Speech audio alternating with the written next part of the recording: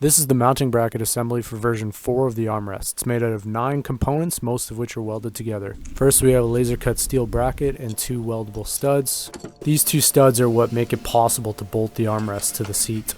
I was using flux core here for the prototypes, but I'm definitely going to switch to MIG so that the welds are cleaner for the final production. And now we're going to weld the pipe on, and the pipe is what actually carries most of the load of the armrest when you put your arm on it, and it's also where we're going to be drilling some holes in order to install riv nuts so we can put some bolts into it. I designed and 3D printed this drilling jig so that I could drill the holes into the pipe for the riv nuts exactly where they needed to be. The drilling jig is actually very simple in how it works. It works on 2 different planes so that when you're drilling exactly parallel to where the bolt axis will be. Using the jig, we've got our pilot holes drilled. Now we'll just enlarge them so that the riv nuts fit in there. And lastly, we're going to install the 2 riv nuts. And with the riv nuts installed, we have our final bracket assembly, minus some paint, of course.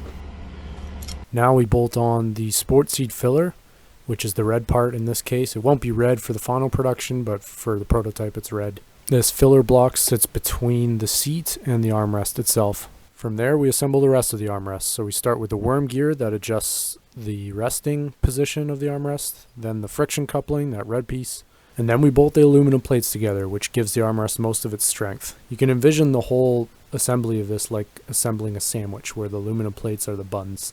We finish everything off by bolting the mounting bracket assembly to the armrest. And then for the millionth time, it's time to test it in the car.